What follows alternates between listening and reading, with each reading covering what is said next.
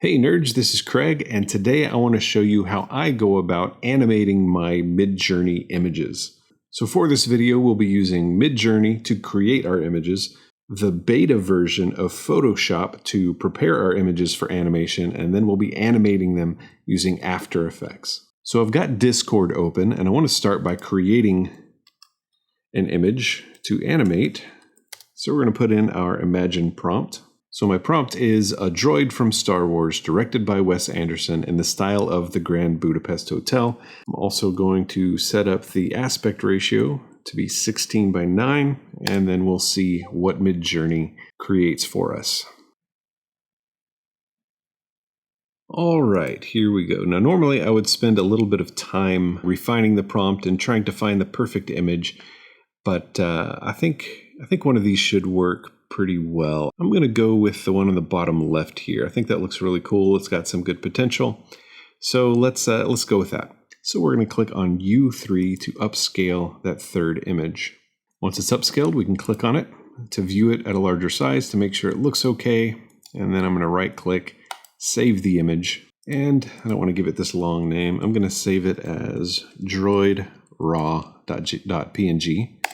So the next thing I'm going to do is I'm actually going to open up Gigapixel AI, and this is a paid software. So and this step really isn't necessary.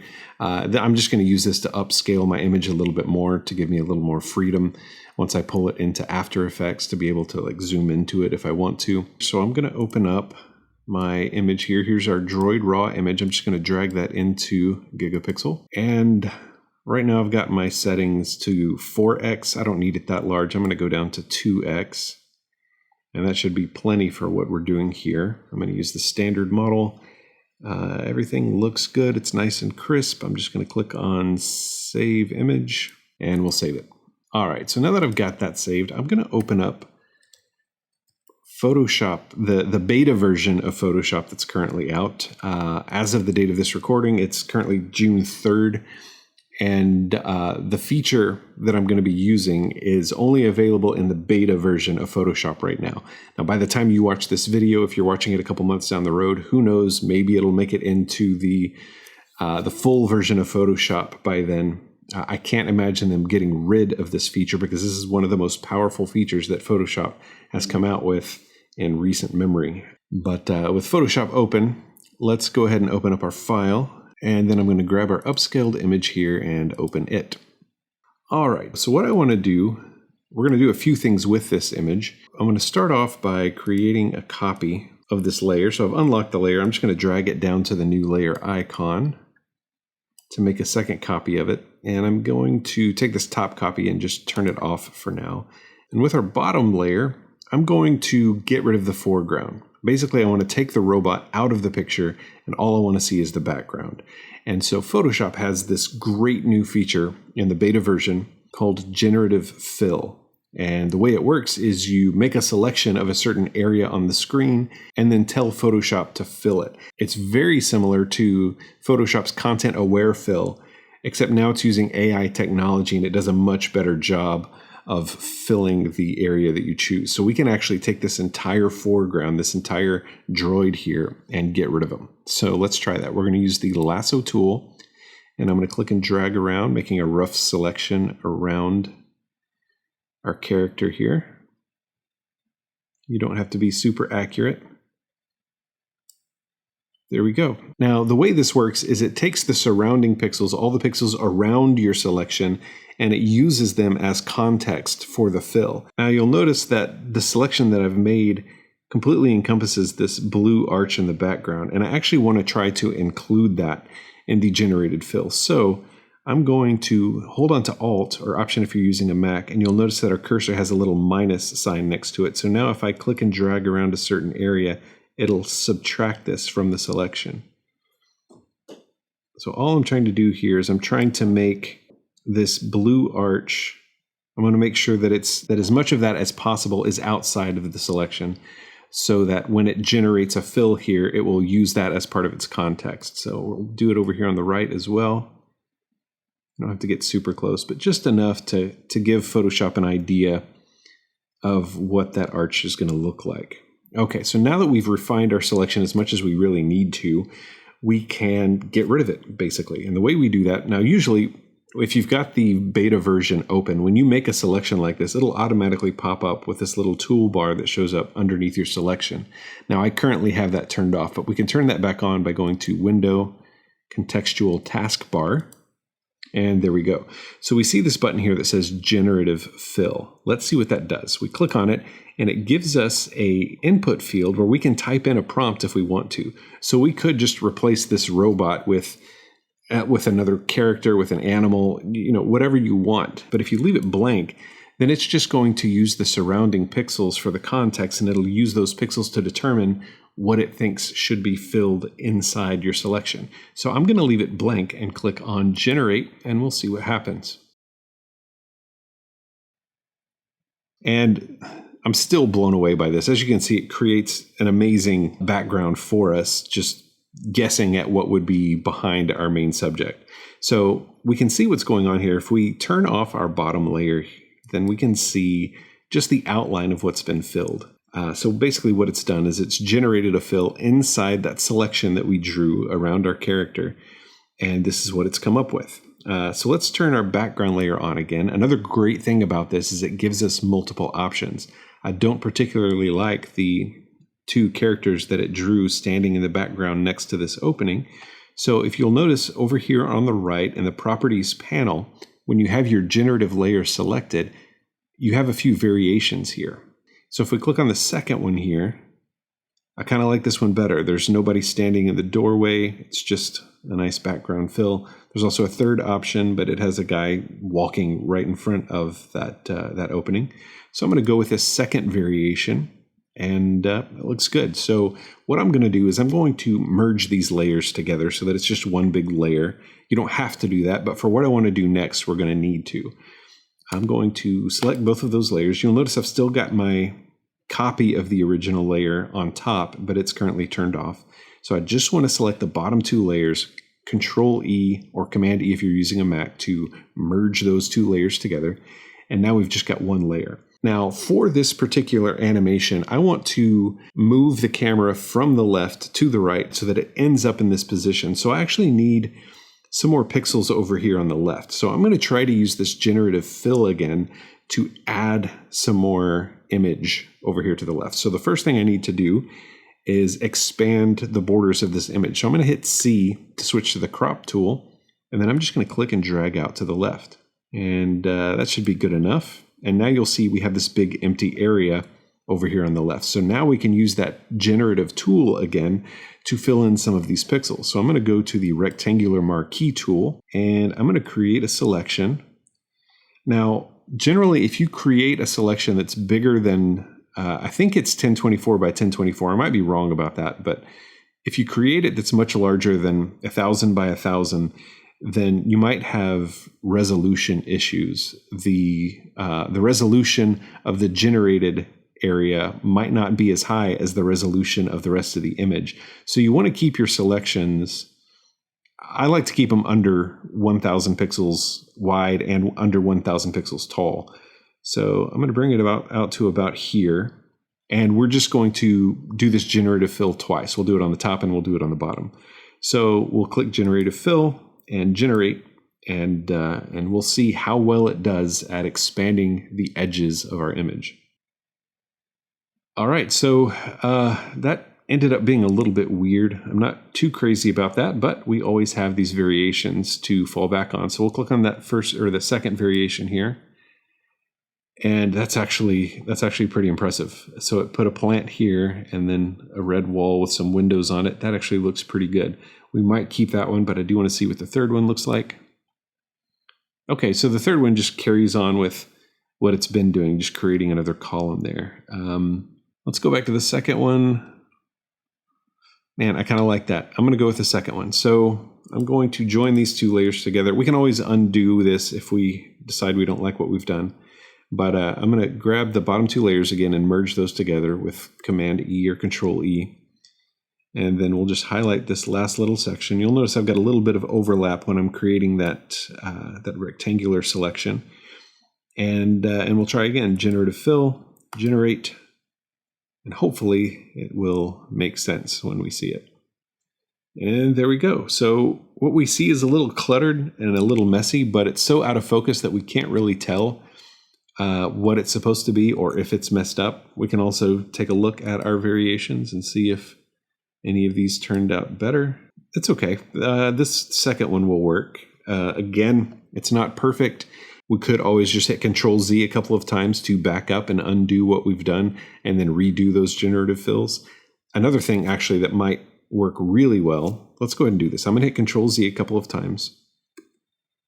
The reason it created this plant here, if we go back far enough, let's get rid of both of these. And there we go. So the reason it created this plant here is because we have a little bit of the edge of a plant right here in our image. So if we don't want it to put a plant there and we just want it to put a column, we could always try to first delete some of these pixels. Actually, we don't even have to delete them. We can just make sure that our selection goes all the way around those pixels. And that gets our selection over 1,000 pixels, but I'm going to go ahead and try it and we'll just see how it turns out. In fact, I'm going to go ahead and try the whole thing and see if we can get it to look right. I'm going to go all the way out to here. Now again, when we make the selection like this, it's using the pixels outside the selection to determine what the pixels inside the selection should look like. So it's no longer going to take the edge of this plant into consideration when it's creating this fill. So we'll do generative fill and then generate, and we'll see what it does. Okay, option 1, it's okay, I don't love it. Let's go to the second variation. That looks really good. Yeah, that's surprisingly good. The left edge of this column looks a little weird, but again, it's out of focus. So, I mean, you could argue that it's intentionally weird. And then this third one, that just looks awful. So every now and then you'll get one that just doesn't work. But I think the second one will do the trick. So I'm going to choose the second one, and I'm going to go ahead and merge those layers together. So we're back to just having 2 layers. And if we turn on this top layer, we can see our original image. And so, yeah, for the top layer now, the one that still has our character in it, I want to try to isolate just the character by himself. And there's a couple ways we can do this. The beta version of Photoshop has another option here called Select Subject. And I haven't had a whole lot of success with this, but every now and then it does a decent job. So let's give it a shot and see if it works. So I'm just going to click on Select Subject. And this one has nice clean lines around the edge, so it might do a pretty good job. And first of all, you have to have the right layer selected. Let's undo that selection and make sure we have this top layer selected, and then we'll try again. Select Subject. And like I was saying, this character has clean enough lines that, yeah, it actually looks pretty good. The only part that isn't working out well is the antenna on the top. As you can see, not all of it is selected, but we can actually paint that in ourselves in just a second. Also, this area right next to his mask looks a little bit off. So I'm going to go ahead and make a mask out of that. So we'll click on the Add Mask button at the bottom of the Layers panel. And then we'll just clean up the areas that don't look good. I'm going to turn off the background for now so we can see what the transparent pixels look like. And you can see at the very bottom, there's this area where it cut out a little too much. So I'm going to turn this bar off for now. And the way we can adjust this mask, remember all these pixels are actually still here in the image. It's just masked out. And in our layer, we can see the mask over here on the right. It's this black and white little thumbnail. So the white areas are the visible parts and the black areas are invisible parts. So you can see that we have, if we click back and forth on the thumbnail of the image versus the thumbnail of the mask, we can actually select one versus the other. So I want to select the mask, and then we can paint over those areas with black or white to either hide or reveal them. So white is to reveal. So I've got white selected for my foreground color. I'm going to go to the brush tool, and we're just going to paint over that area, and you'll see it fills it back in. So some of these areas, like the sleeve, is a little weird. And if you can't tell what the edge is doing, we can turn on the background, and we can kind of see what it's supposed to be doing there. So we need black. So we're going to cut off this darker part on the very edge. I'm going to hit X to switch the foreground and background colors. So we now have black selected for our foreground color. I'm going to reduce the size of my brush, and I'm going to paint with black over the edge to hide some of these extra pixels that are supposed to be part of the background. And that looks pretty good.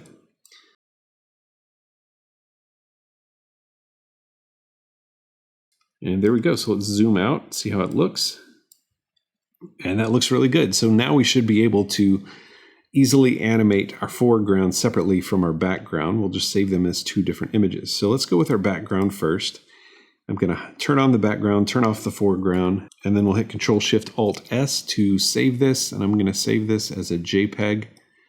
We're using the JPEG High preset. We could go up to maximum if we want to. And then just click on Save. We'll call this Droid BG for Droid Background. Then we'll turn off the background layer, turn on the foreground layer, and we don't need all of these extra pixels over here on the left. We only need the pixels where the droid is. So I'm going to go to Image, Trim, and trim away based on transparent pixels. We'll click on OK, and it gives us a nice tight crop. So now we can save that, Control, Shift, Alt, and S, or if you're using a Mac, it's Command, Shift, Option, and S. And then for our preset, we're going to change this to PNG 24. That way we can keep our transparent pixels around the edges. And this is how we would do it if we're just animating the foreground separate from the background. But I actually want to take this a step further, so we're not going to save this just yet. I want to separate the head into a separate layer so that we can animate the head, maybe tilting to the side. You might have seen that in some of these AI videos on YouTube. We'll keep it simple and do something like that. So I want to go ahead and apply this mask. So I'm going to right click on the mask itself and click on Apply Layer Mask. So now it's just all there in the form of pixels. Those background pixels are no longer there in that layer. And I'm going to cut away the head. So we're going to use the pen tool for this. Basically, I'm just drawing a selection around the head so that I can cut it away from the rest of the body. And you don't have to be super meticulous about this unless you have a more detailed head section. But once we've got that path created, we want to jump over to the paths panel over here, and then we can Control click or Command click if you're using a Mac on the thumbnail there for the work path, and you'll see it turns it into a selection. So then back to our layers palette, we can now hit Control X and Control V to cut and paste that onto a new layer. And then we can just move that into place here. And we'll zoom in and just nudge it into place right there. All right, now when we tilt our head, you want to think ahead when you're doing things like this. How are you going to animate this? Well, if we tilt our head right now, I'm going to hit Control T to switch to the Transform tool. You'll see that it actually ends up with this little gap underneath. So there's a couple ways to get around this. We could just move the head down more so that when we tilt it, it's not actually revealing those empty pixels. But if you don't want to do that, if you want to leave it at its original height, let's hit Control Z to undo a couple times. Let's hide the head layer. What we can do is we can take this background layer and just add some extra pixels up here so that this black area isn't revealed whenever we tilt the head. So I'm going to use the pen tool again. And I'm just going to create this path that comes up a little bit, like so. And then we'll close that path off. And then we can go back to the Paths panel, Control click on the thumbnail there to make that path into a selection. And then I'm going to click on the foreground color on the left. And then I'm going to eyedropper this dark area inside the color so that we've got the same color selected. Click on OK, and with that foreground color selected as the color that we want, we can hit Alt Backspace to fill that area with the foreground color, and then Control D to undo our selection. So now when we turn our mask back on and tilt it to the side, oops, didn't mean to do that. Make sure we select our helmet layer or our head layer, Control T, and then we can rotate it. And you'll see it doesn't reveal any blank pixels underneath it. So that sets us up perfectly for our animation. So Let's turn off the head layer and let's just save the body by itself. So we're going to zoom out a little bit. And then we're going to go to Image, Trim, based on transparent pixels. And I should have saved this before I started doing all of the trimming, but that's okay. We're good. Let's save that with Control-Shift-Alt and S, or Command-Shift-Option-S on a Mac. And we'll change this to a PNG 24 so that we have the transparent pixels around the edges. And we'll save this one as droid body. So we're done with Photoshop. So our next step is to jump into After Effects. And this is where we're going to animate it. And we're going to create a new project in After Effects. I'm going to create a new composition. And I'm going to use a 1920 by 1080, 24 frames per second. It works. We're going to click on OK. So we've got this new composition. Now we need to import our images. Let's go ahead and save this. And I'll just save this as droid.aep. And then we're going to right click in the project panel, click on import. We're going to import a file. And then I want the droid BG, the droid body, and the droid head. We just need those three images. So we'll import all of those and we'll just drag them down into our timeline. All right, now we need to make sure they're in the right order. So we're going to drag droid BG down to the background, and then the body needs to be under the head. Now I want to adjust the size. You'll see that the background here is quite a bit bigger than the actual composition area. So I'm going to highlight all of these and then hit S to open up the scale settings, and we're going to drag this down until the height matches like so. That's close enough. So now let's zoom in a little bit and let's position the body and the head where we need them. So I'm going to click on the droid body, then we'll click and drag it down, and there we go. And then for the head, we'll drag it up and into place like so. All right, so we have everything in its, not quite in its final position. Let's grab the background here, hit P to switch to position. And then I'm going to drag this first number here, which is the horizontal position. I'm going to drag that to the left and drag this over till it's in its final position. And in its final position, it should be almost aligned to the right edge of the composition. So this is how our animation is going to end. I always like to kind of work backwards for these kind of animations. And what I mean by that is I like to put it in its end position, and then I'll go back and create the starting position. Now, since I'm going to have a nested animation of our robot tilting its head, I want to create that animation first. That way I can just put that animation inside its own composition and then animate the position of that sub composition, if that makes sense. You'll see what I mean as we do it. So first we're going to animate the head tilting to the side. And so right now we've got it in its beginning position, and that's fine.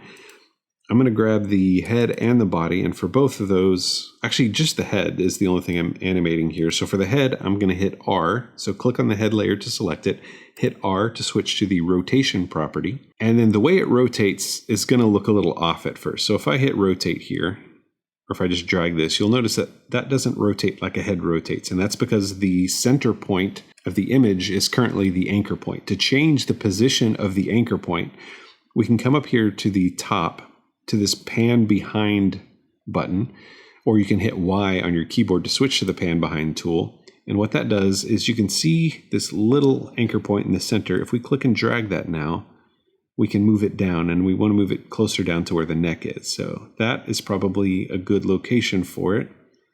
Let's leave it right there, and then click and drag on the rotation property, and now it looks a little more natural. That looks good.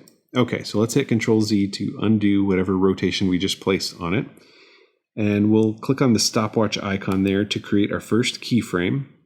And then maybe half a second later, or let's go ahead and do a full second later. We can adjust the timing if we need to.